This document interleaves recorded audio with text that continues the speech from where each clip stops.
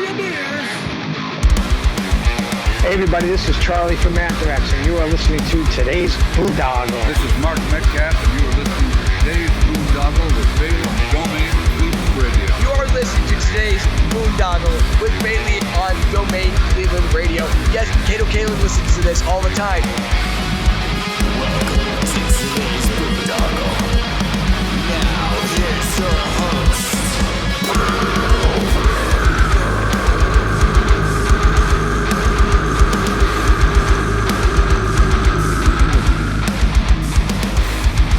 I am Monty Heath, SO1 Heath, and you are listening to today's Boondoggle. Hey, what's up? It's John from Skillet, and you are listening to today's Boondoggle on Domain Cleveland Radio. Fasten your seatbelts.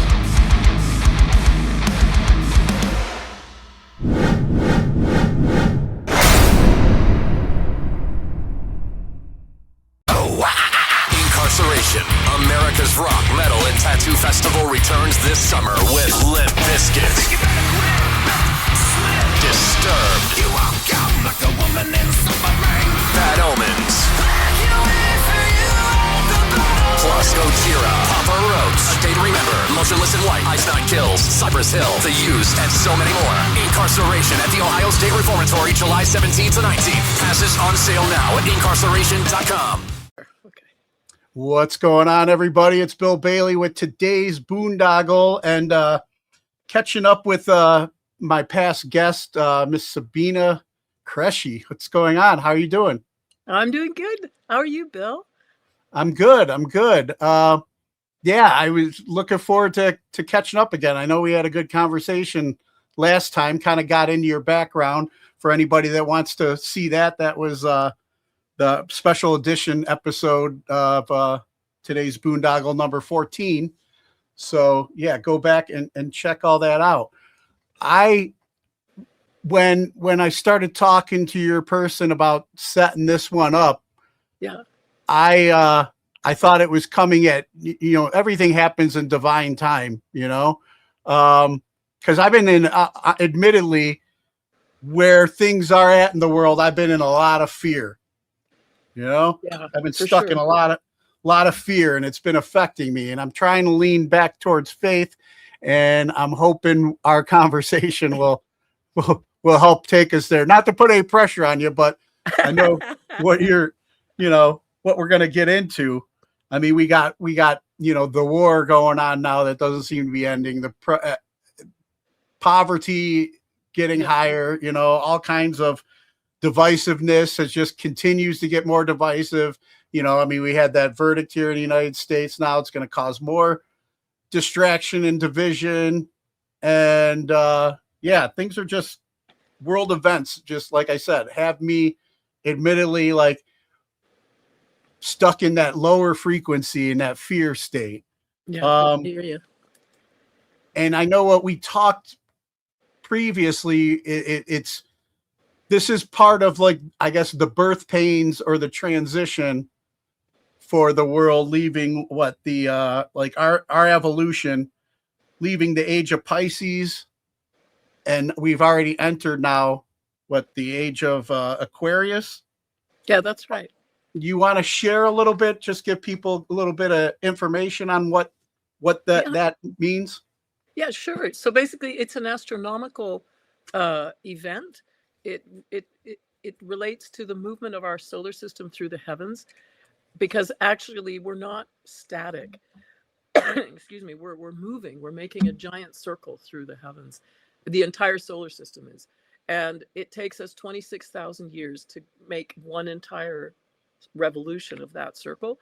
And basically during the time we're moving, we're going into and out of energetic relationship with specific constellations, because as we come closer to them.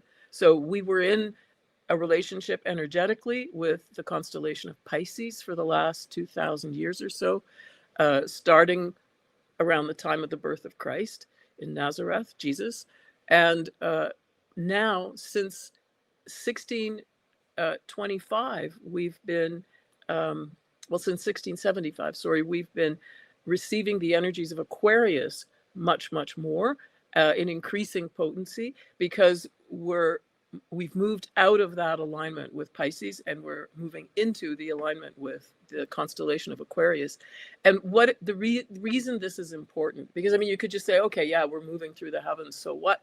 But the reason it actually impacts us here on Earth is that each of these constellations, as you know, has many stars or suns in it, and each sun is radiating energy just as ours does.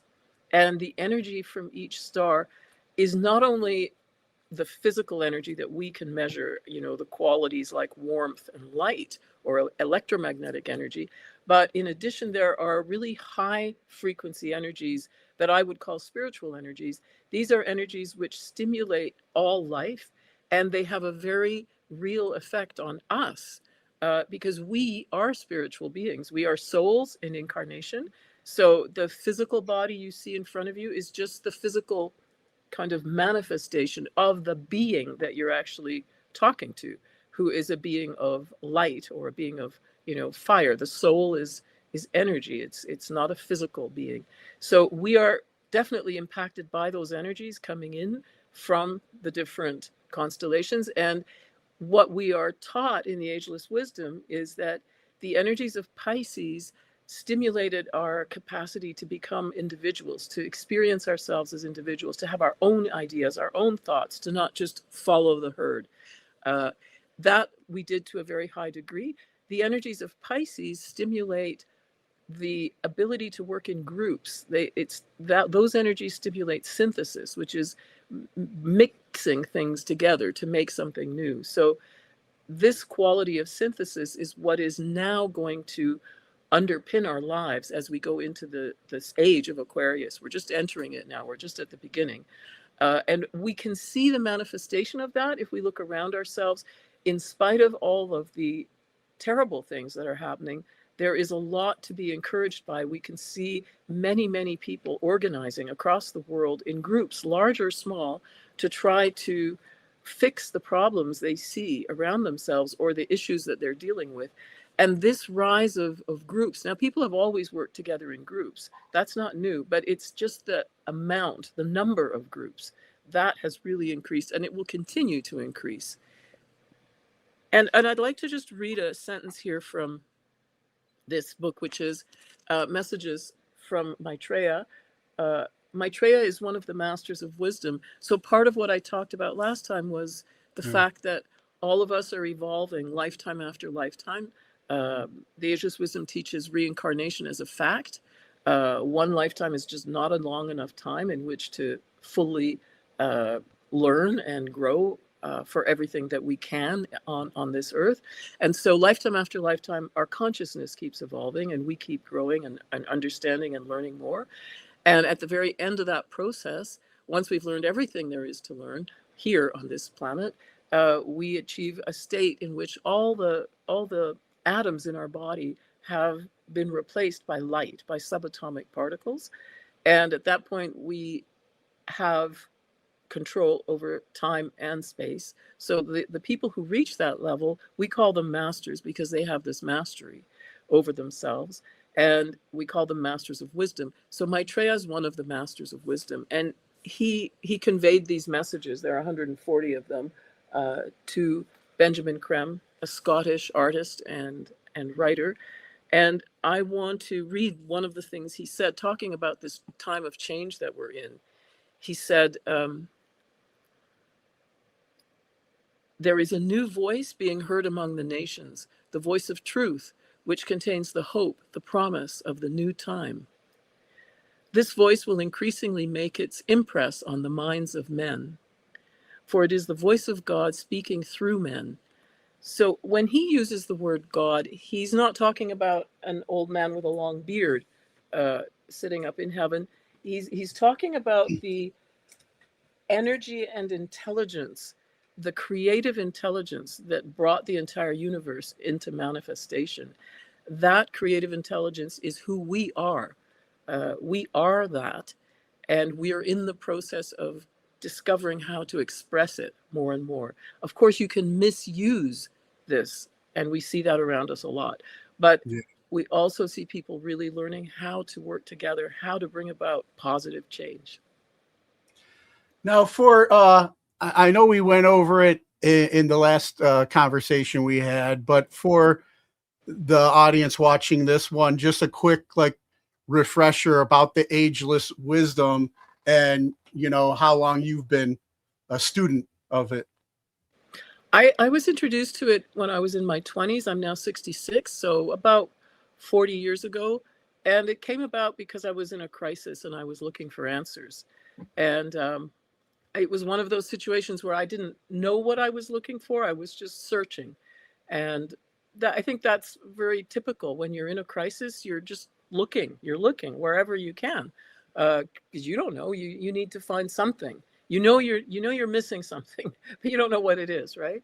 And then I think this happens for pretty much all of us, is that when we encounter something that speaks to us, we have a kind of aha moment, like, oh yeah, that's it, or that's going to work, or that's what I want, or that's what I think. Or so this was how I experienced the first time I heard Benjamin Creme speaking at a lecture here in Edmonton. I'm in Canada, Edmonton, Alberta, Canada. And when I heard him talking, I just suddenly felt as though all the pieces fell into place, and it was an aha moment. And one of the things that I think is, I'd like to also read out, it's a quote as well, and it refers to what happens when you experience something or you hear something that resonates for you. You have an inner knowing that comes up. And this is one of the masters of wisdom who said this. He said, faith, to be sure, does not mean blind acceptance and belief.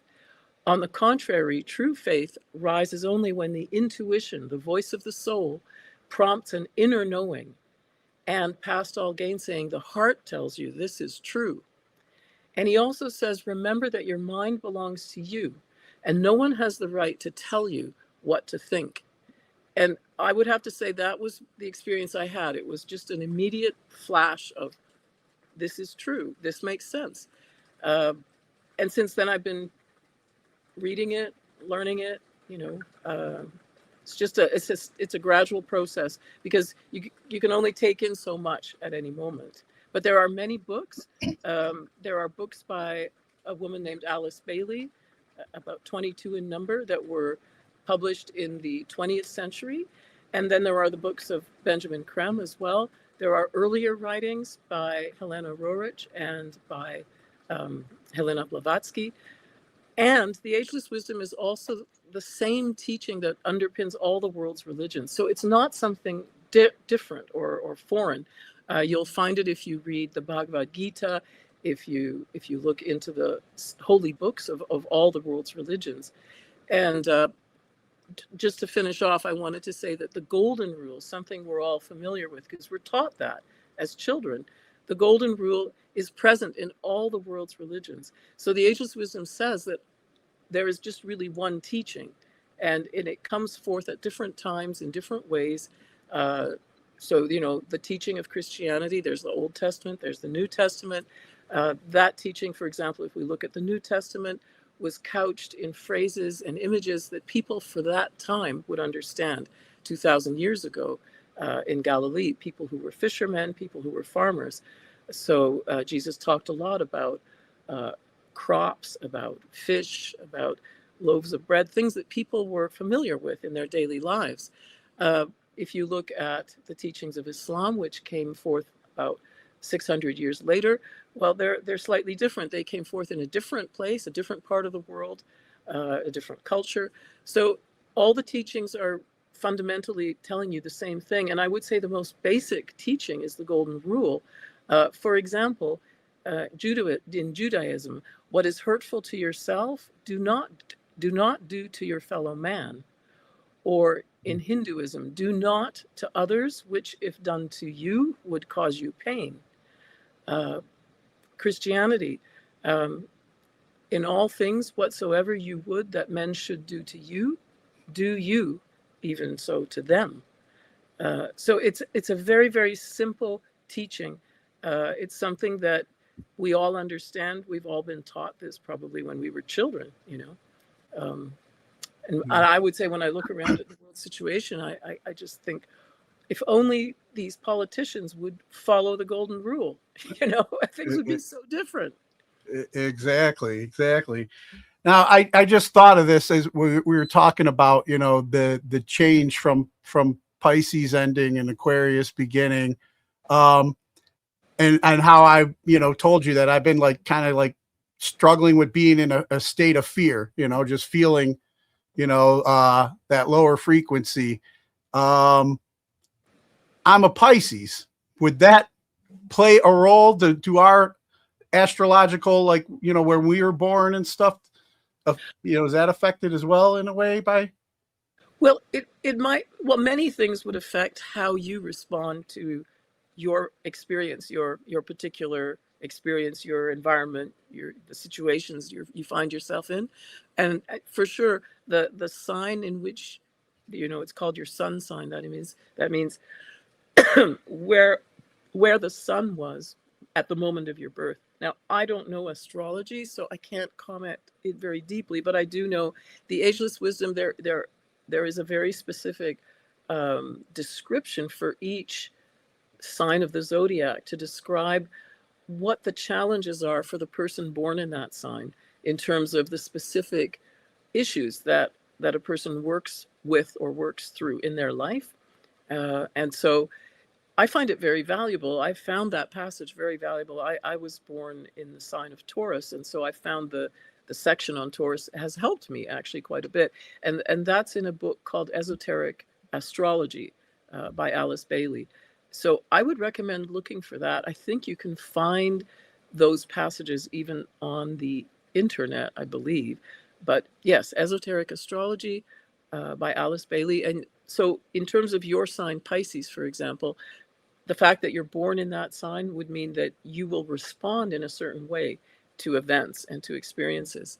But that's of course just one thing. There are many other things. So if people who know about astrology, they will produce a chart that shows many planets. Not just for example, where the sun was, which constellation the sun was in when, or connected to when you were born, but the moon, many other factors. And in addition to that, of course, is your particular purpose in this lifetime as a soul in incarnation, because each person comes into this world with a particular purpose. As a soul, the soul chooses a particular kind of environment in which to be born, which will provide challenges, difficulties. Now, that does not include, I think this is really important to say, that doesn't mean that if you end up living in a place which is having a famine, that your soul decided you should go through that experience. No, because something like a famine or a war, these are man-made crises that have nothing to do with the process of your individual. You will grow in ways, or you won't, or you'll just have very difficult times when you go through those experiences. But that's not part of what we're talking about. Those are abominations. That's a crime, against humanity. Those kinds of things. So that's not what's meant. But in terms of the more specific details, what type of family you're born into, these things. So all of that will play a role as well. Also your point of evolution, because we're all evolving all the time. And so we're all at a specific, we're somewhere along that long path of evolution. So where we are will determine also our responses. In the earlier stages, we react more impulsively, perhaps. But, impulse can also be a good thing. Sometimes impulse is like just a gut feeling. It's your intuition.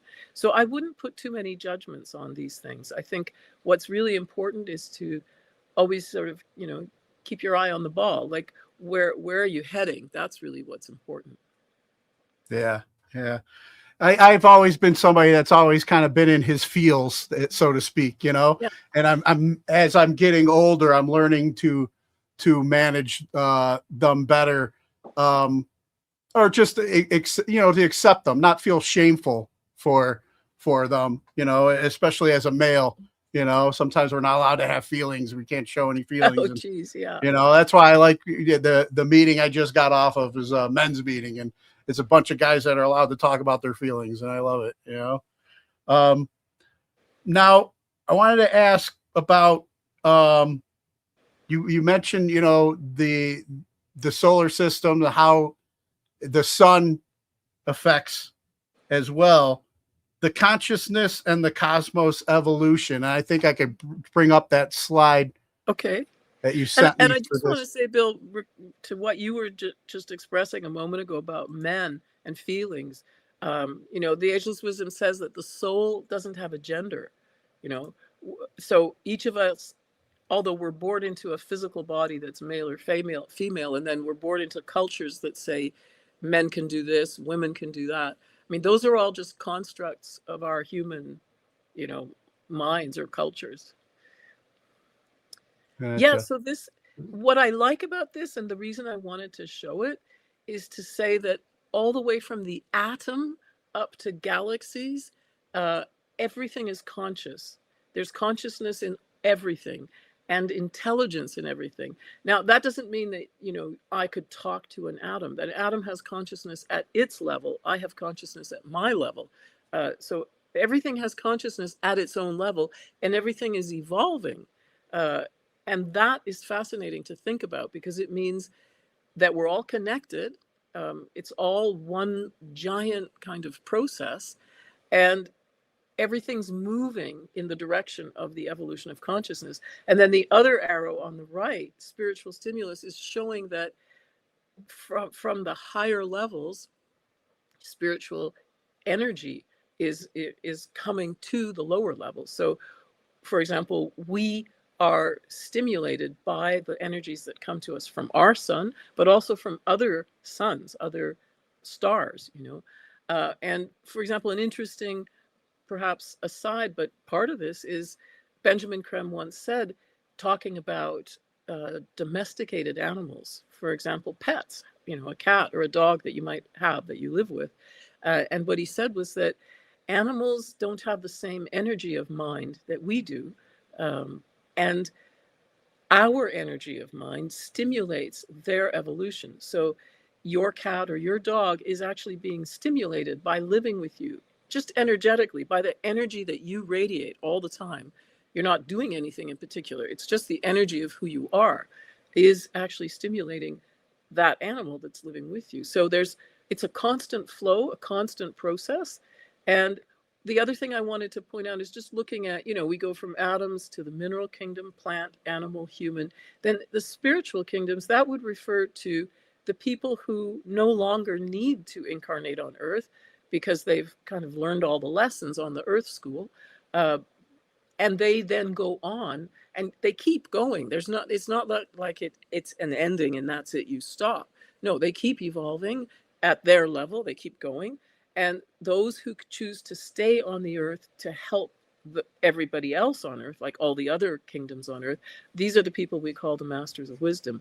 But beyond that, you see planets, solar systems, galaxies. So what this is telling us, and what the ageless wisdom teaches us, is that all of this is alive and conscious. So the planet Earth, for example, is actually the body of a great being. Just as if I look at you on the screen, I see your physical body. If you look at me, you see my physical body. Well, the earth is the physical body of a great being who ensouls the earth, just as I'm ensouling this body, you're ensouling that body. So all the planets are actually great beings whose body of manifestation is that physical planet that we can see, that we can observe. And then this keeps going. The solar system, the entire solar system, is the body of manifestation of an even greater being. When I say greater, I mean larger, like vaster, you know, of a much higher order, of a higher level, just in the same way that each of us is a vaster being than an atom, for example. We're made up of many atoms. So in the same way, we also are part of our planet, Earth, and the planets are part of the solar system. So it just keeps going. Yes, exactly. the mineral, vegetable, animal, human, and divine kingdoms. Those all make up the centers in this great spiritual being, which is ensouling our planet Earth. So we are actually connected through this to all of life on all the levels. And you know, in the environmental movement, people talk about planet Earth. They say the planet is a being. They have come up with a word, Gaia, to refer to this. So you can see that this understanding is starting to take hold for people. Everyone's starting to think that way. We're thinking about protecting the Earth. We're realizing that we really literally depend on all the other kingdoms on Earth in order to survive.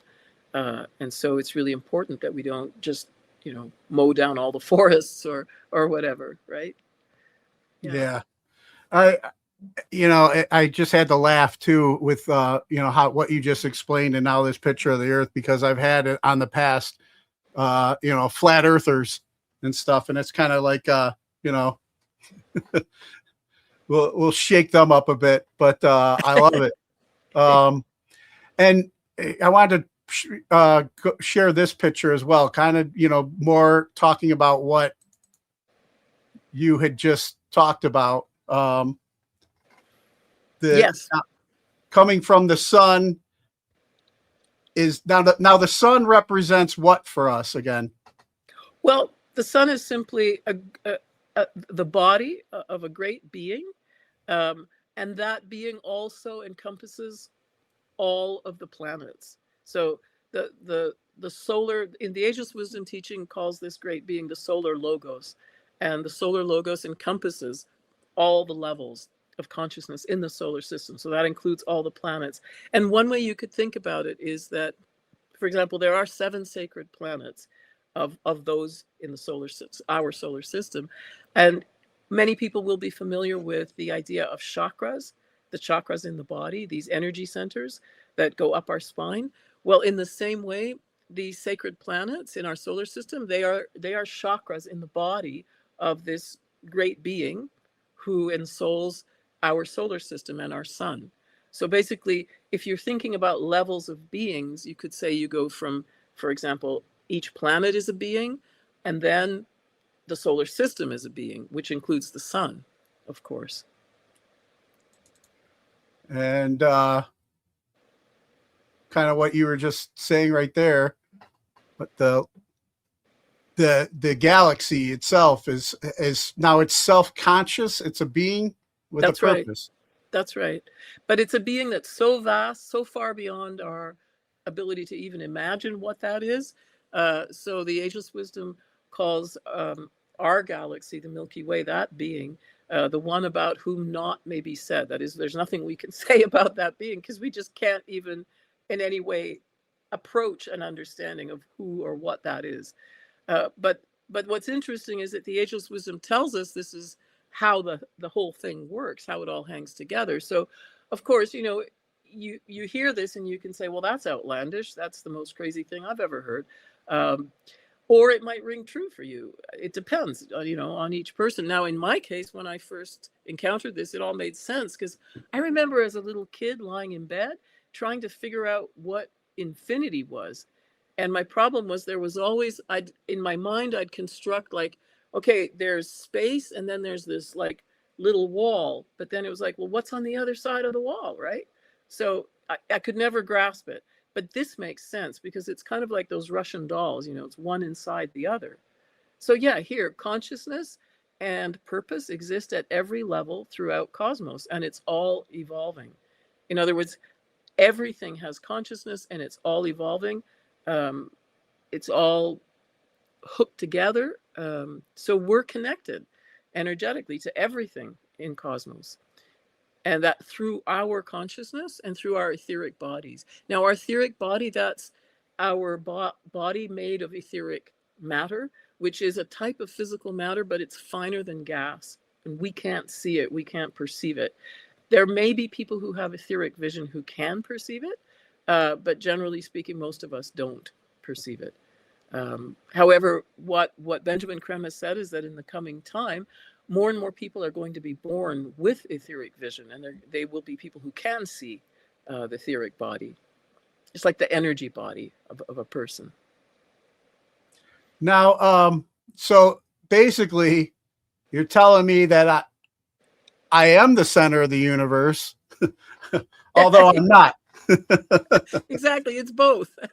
Yeah, yeah. I don't want to get it twisted. Like a lot of us like to think we're the world revolves around us. But then sometimes when I look at this level and this extreme, it's just like how we're atoms, compared to. Well, we are. That's right. Yeah, and I guess the sooner we all realize how connected we are,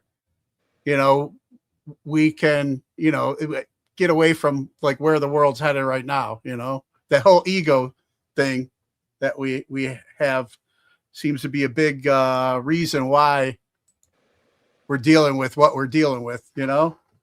Absolutely. And I think all of us do understand this concept that what goes around comes around. Some people call it the law of karma. It's also part of the ageless wisdom teaching. It's also in Hinduism. It's a teaching that's very well known. And I think that this is something you can really see it when you're observing things play out kind of on the world stage. Every action will produce a cause which will create a reaction. It's inevitable. So it kind of makes sense that for our own self-preservation, we would want to be as harmless as possible, to not cause harm.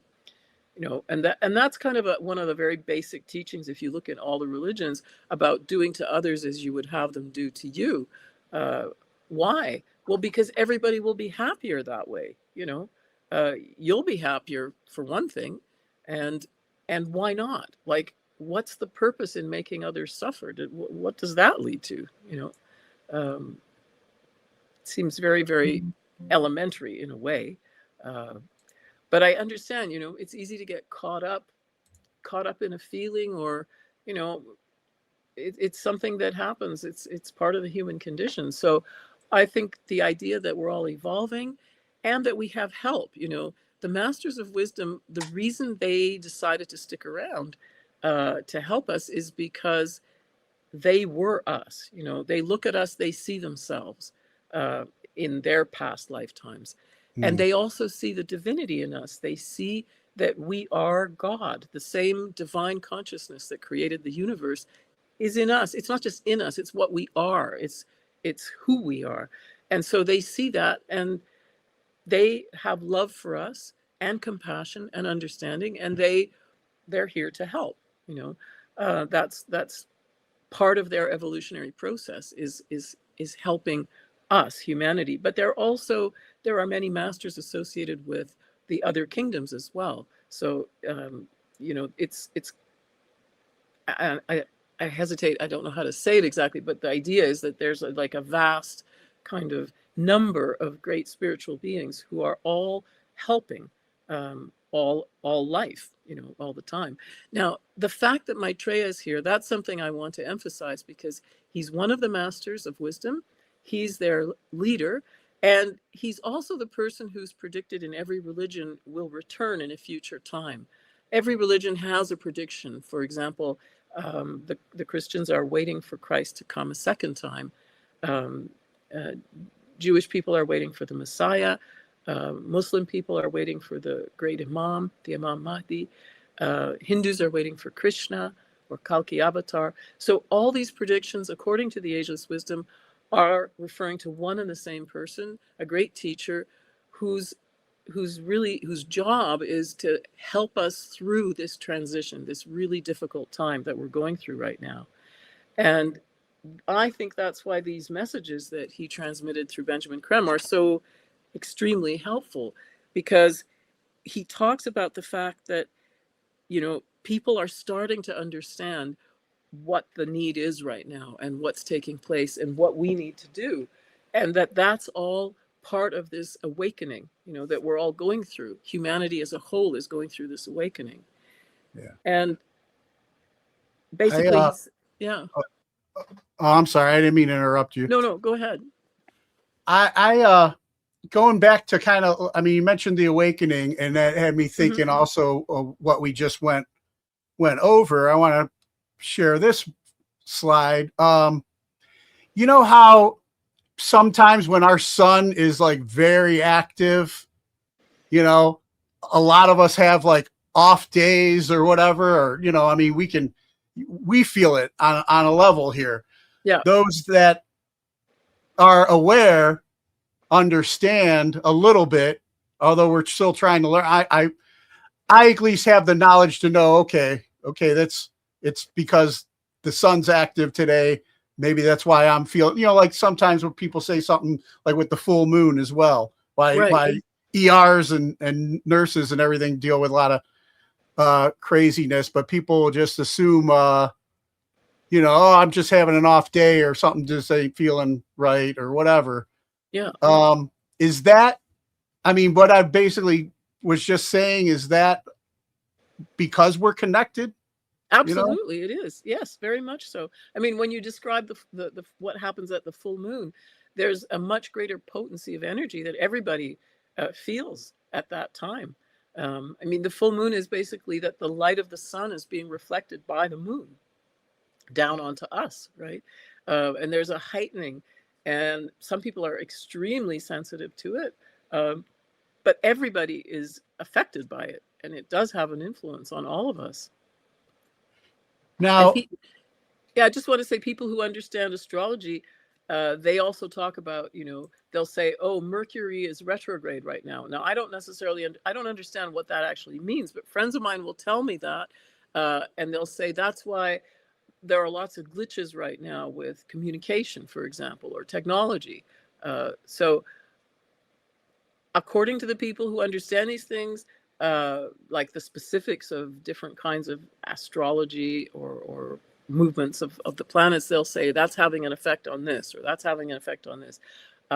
What I understand is simply at the kind of meta level, the big level, that we're very much affected by these energies. Yeah. Yeah.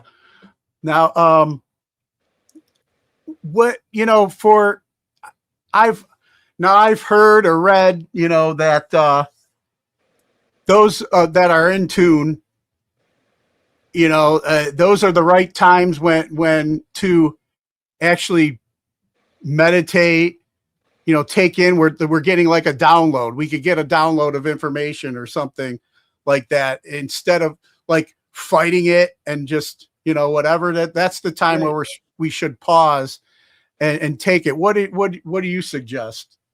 Well, I agree 100%. I think the full moon is a really good time to be still and to just, you know, focus, allow the energies to move through you. I do a kind of meditation called transmission meditation, which is a group meditation. Anyone can do it, unless you have a pacemaker. You shouldn't do it, because the energies are quite strong and they can interfere with your pacemaker. But this is a meditation that's done in groups of 3 people or more. And there are transmission meditation groups who specifically meet at the times of the full moon, because the energies are so potent then. And so I recommend it, absolutely. First of all, I recommend transmission meditation. If you're interested, it's a meditation of service, actually. When you do this meditation, you're helping the masters of wisdom, because one of the things they do, one of their jobs, is to manage all these energies. We've been talking about these energies that come into our planet from the sun and from other stars. Well, many of these energies have such a high frequency, such a high vibration, that we can't absorb them.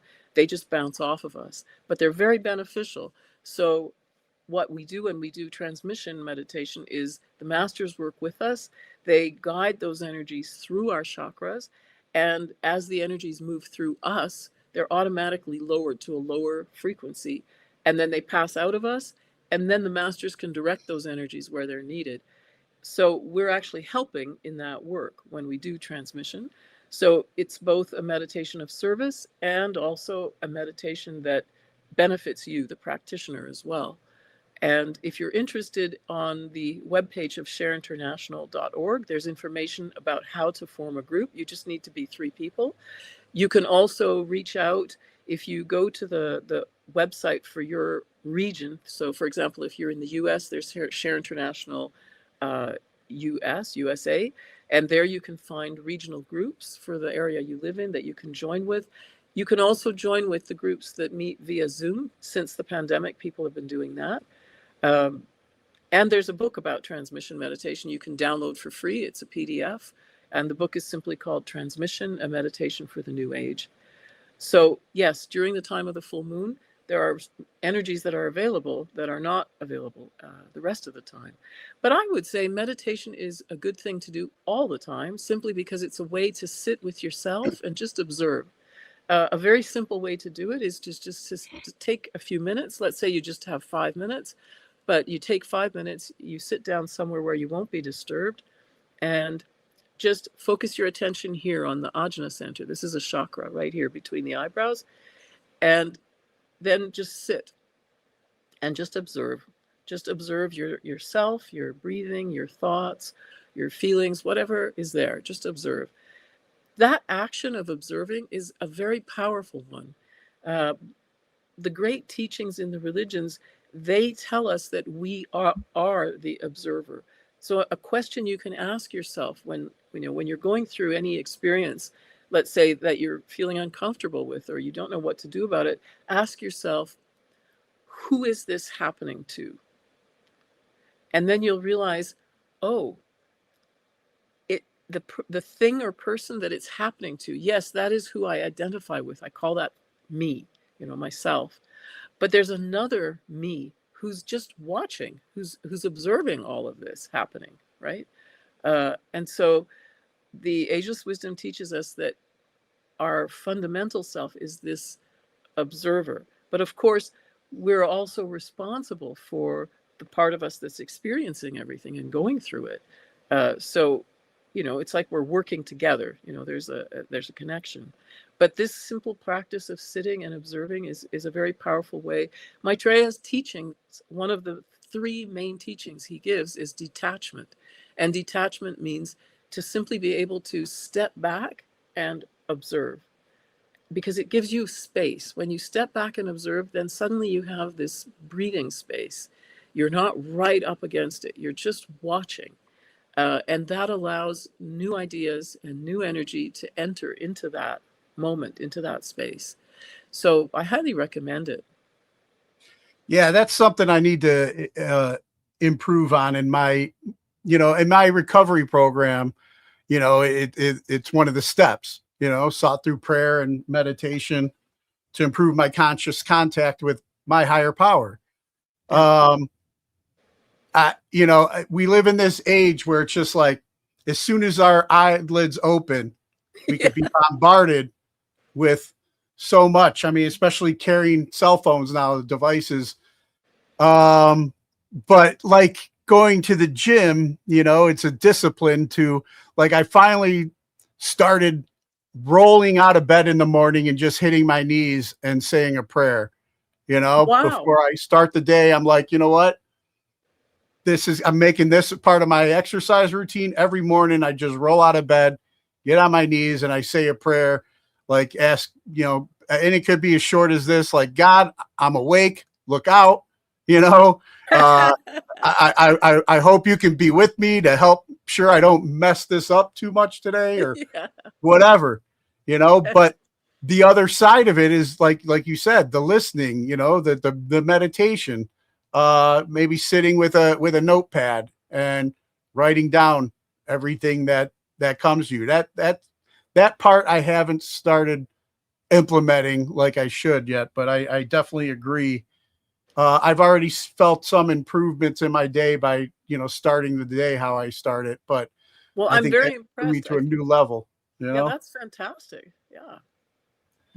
Now, and I think, like, if, like I always say this sometimes after I get out of a recovery meeting, because how powerful. In fact, today's like Founders Day, for Alcoholics Anonymous.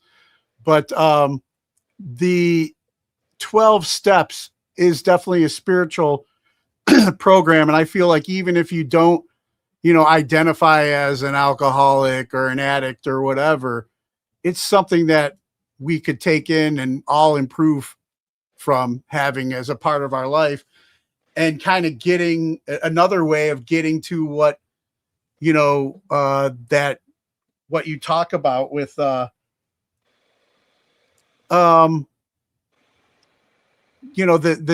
time of where everybody's united. We're back to, like, you put down, like, organic farming, healing waters that we get exposed to, being one with the earth, being, embracing each other because we're all connected, but also embracing the earth and taking care of the earth. I've been seeing lately too. Now, obviously, if there's one positive force, there's got to be an opposition. It feels like, because they're, I've been looking into those data centers that have been popping up, and how they're draining lakes and rivers. They're taken from the earth. They're destroying. Crazy. Yeah. We're building these things that are, are destroying our own home. How do we get to that place, when we have so much of this going on, You mean, like, how do people become convinced that something like that is a good thing to do? Is that what you're asking? Yeah, like, how, I think what was said in your write-up is, like, the different the governing bodies will be different. We'll all take the government will take care of the people will take care of each other. We'll all be kind of in, like, a utopia. The economic system will be, like, equal almost. Right. Like, it just seems like such a foreign concept to how we were brought up and what we see in the world today. Well, that's true. Especially here in North America, more perhaps than in any other part of the world, everybody was raised on the beliefs of unrestrained capitalism, like capitalism with no controls whatsoever. What the Masters of Wisdom say is that in the future we will have a system capitalism will still exist, because it's a way of exchanging goods and services, but it will only form about 30% of how things are done, and it'll be regulated. So I think that's the main thing. People look at our system right now and they feel helpless, because indeed no one's regulating it. The people who are the capitalists, or the people who are, we talk about venture capitalists or any different type of capitalist, somebody who has a lot of, what is capital? It just means you have a lot of money or land or, wealth, basically, that you can use to do things, to make things happen. So those people at this time aren't being constrained by laws. They're slowly, in the US, there are some, for example, the work against monopolies, that has begun, anti-monopoly legislation.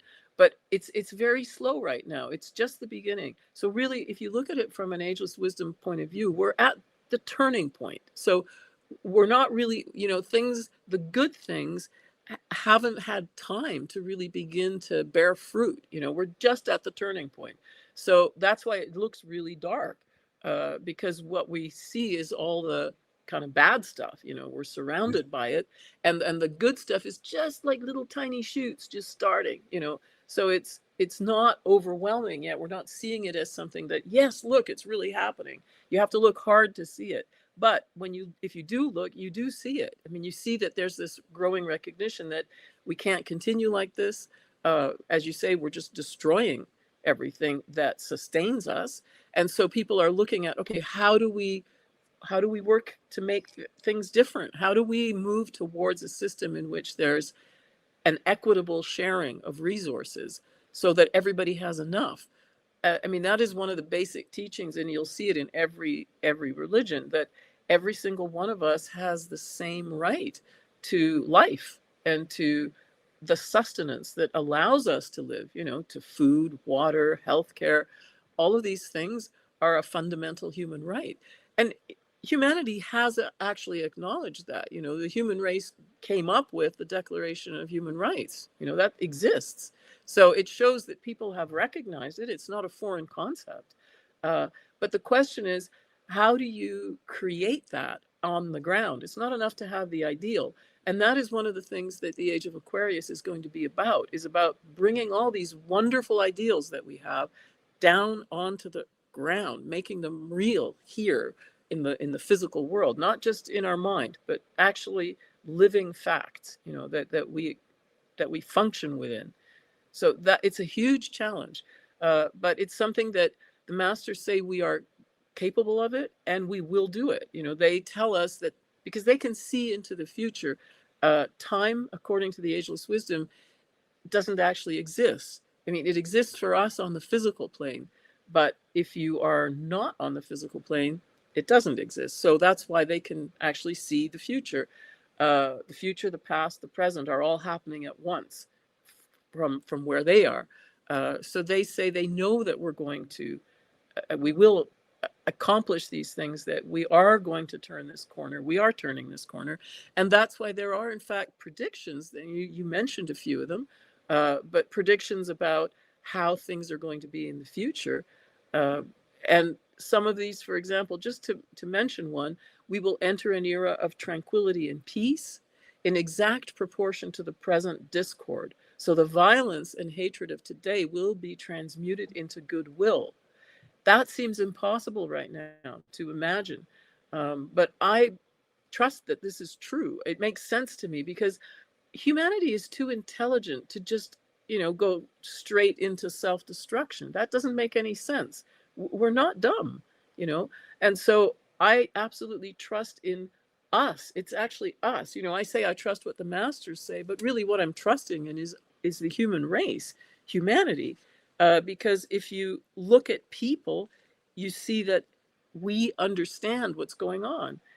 People are saying, this is not working. We need to change things. And I trust that we are going to do it, and that, people are rising up and starting to say enough already, and let's do this differently. And many people are involved in that. So yeah, I've been seeing videos all across the globe of, the people rising up, demanding change. It just feels like here in the States, everybody's like, medicated and just out of it, and it just doesn't, I guess it's going back to me feeling in fear, because, I got to lean towards faith and the continuous personal growth and self-improvement that I'm trying to do, because I can't change how other people are acting, or, I can only work on myself and try and be that change. But, when you see as an addict, the people in power, that can make a difference, seem to be addicted to that power and want more for themselves and less for the rest of us. So it's like, how are we going to, and especially when it's become blatantly obvious that, like in the United States here, we're under a uniparty. Both sides seem to be, controlled opposition or whatever. How, it just feels like it's going to take something massive to, change and get to, that place that you're describing. Well, I think it's something that comes about through the action of people on the ground. And I find very heartening to look at, there's a book Howard Zinn wrote about the history of the US, a people's history, he called it. And he was a historian who looked at history, looking at it from the point of view from the ground up, not from the top down. Because usually when you learn history, you learn about, this king, this president, that president. But what Howard Zinn said was, in fact, all real change comes about from the ground up. And so in that book, he goes into detail, but you can also just look these things up online. Like, where did we get the 8-hour workday from? Where did we get the weekend from? These things didn't exist. 150 years ago, for example, people worked hours that we feel are inhumane now. Now, it's true that in many parts of the world, people are still stuck in those kinds of labor conditions. But just talking about North America right now, the working week, the idea that you work 40 hours and then you have the weekend off, the idea of sick pay or maternity leave, any of these things. Now, in some parts of the world, they're more developed than in others. It's true that, for example, in some European countries, they have much better conditions for workers than in the U.S. In terms of your health insurance or things like that. But all of these changes came about because of people on the ground, regular people, not somebody with power like a politician. In fact, very often it was people on the ground who were calling for these things, and they were in direct opposition to the people in power, because very often, just as now, many of the politicians were in the pay of the big corporations, and so the politicians were just doing what the corporations said, and corporations didn't want people to have the weekend off, or any kind of benefit. So it's people on the ground who brought about those things, and in the same way, it's people on the ground, we're the ones who are going to bring about the changes that we want. And when you talk about, Bill, about the way that you are focused in terms of your personal process, I think that does have an effect on the world around you, because you are emanating a particular kind of vibration, a particular kind of energy around you because of the way you're thinking and the choices you're making. And that does have an effect on all life around you. So I do think that's a powerful thing. It also has an effect. But in addition to that, we also I think we have to work together, in groups, and create the movements and the processes for the things we want to bring about. And yes, we will be in opposition to, the powers that be. Yeah. Now, I feel like this conversation is part of that process of helping make that change, getting this information out to others. Before we get ready to wrap up, what is a recommendation? I mean, it's like, we don't want to tell people what to do, but we make suggestions, and hey, this is like my sponsor does in recovery and stuff. Yeah. What suggestions do we have for the audience on what they can do to help start us reaching, this world that we're hoping to get to?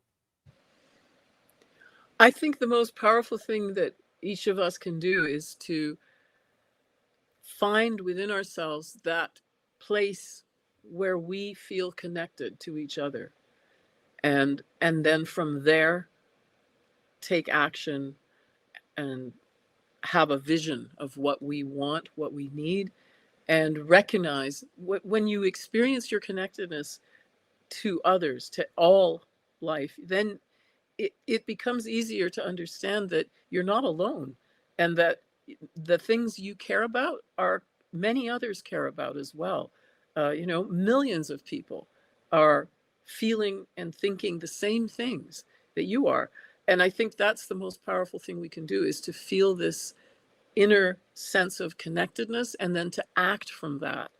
I remember many years ago, there's this phrase came up, think globally, act locally. And in a way, this is a kind of the same thing. It's the idea that you experience your sense of connectedness to all life, and then you take that feeling, and that's what is your base for everything that you do. I think it's very powerful, because it also gives you power, because you know that you're not alone. I think one of the ways in which we are, in a way, kind of like hoodwinked is to that feeling of being alone. And all of the spiritual teachings say that that's actually not true. You're not alone. But for us to experience it, it's one thing for someone to tell you, but it's another thing for you to feel it, right? So I think that's the very powerful thing that each of us can do. Yeah. Hey, nice message of hope. Way to wrap up this conversation. Always a pleasure talking with you. Was there anything else that you wanted to touch on before we end?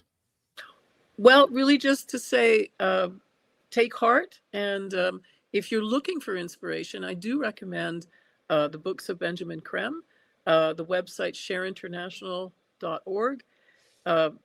The very, very simple message that all of the Masters of Wisdom and Maitreya have given us is they say, sharing will save the world.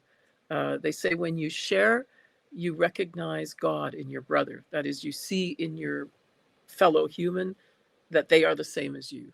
It's the same thing we've been talking about, connectedness. So I think there's a lot of inspiration there. I also highly recommend trying out transmission meditation or any meditation. Again, just that experience of sitting with yourself, experiencing yourself, and connecting within. Awesome. Sabina, thank you again for your time. Always a pleasure talking with you. Thanks so much, Bill. It was great to talk to you, and I love your perspective, and keep up the good work. I think this show is fantastic. Thank you very much. I appreciate that. All right! Listen up! Hold on to your seats. Grab your girls, grab your beers. What's going on? It's Tommy Beck, and you're listening to today's Boondoggle. This is Mark Metcalf, and you are listening to today's Boondoggle with Bailey on Domain Cleveland Radio. You're listening to today's Boondoggle with Bailey on Domain Cleveland Radio. Yes, Kato Kalin listens to this all the time. Welcome to today's Boondoggle. Now here's some